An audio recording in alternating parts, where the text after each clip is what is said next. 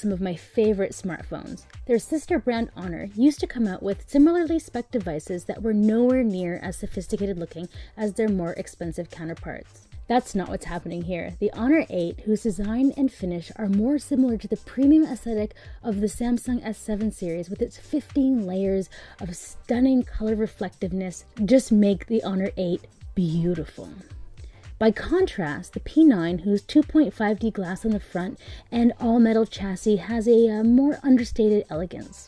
Both devices run EMUI 4.1 on Android 6.0, sport the same size battery, offer a micro SD card for expansion, have a 5.2-inch display with a resolution of 1920 by 1080, and although I did notice a pretty big difference in color temperature initially, you can actually go in and adjust the settings so the displays can look virtually identical.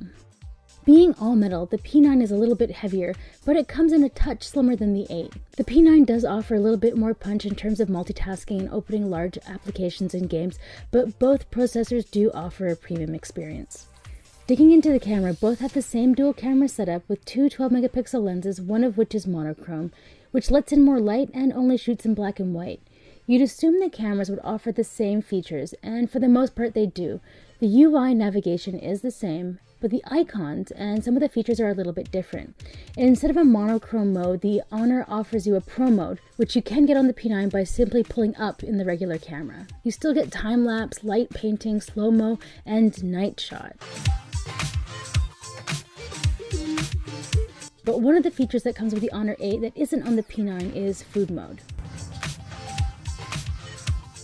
In live filters, which appears on both handsets, there is a monochrome mode available. We decided to try shooting using this filter on the 8 and the monochrome camera on the P9. You can see that the black and white photos on the P9 have higher contrast and greater detail. It might be because the Honor 8 drops the Leica branding that we don't have a dedicated mode, or maybe it's just that millennials don't love black and white as much as Leica enthusiasts.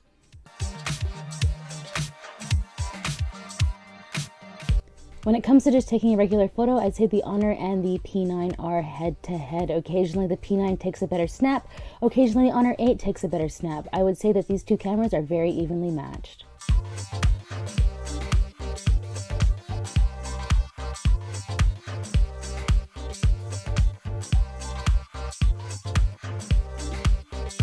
One mode that performs the same is the aperture mode, where you can change the focus after the fact. The camera uses both cameras to create depth of field.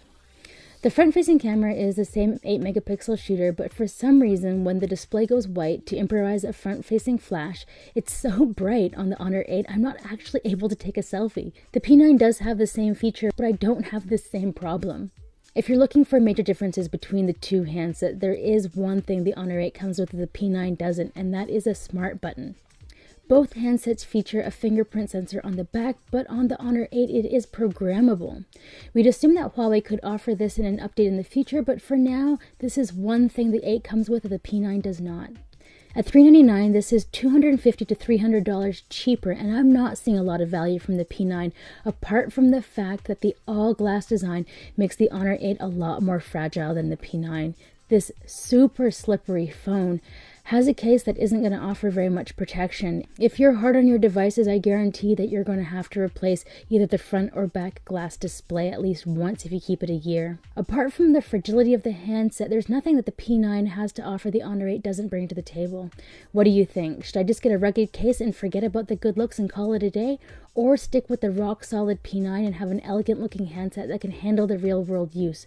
I hate breaking smartphones, and it's almost worth the $250 to me not to crack the glass.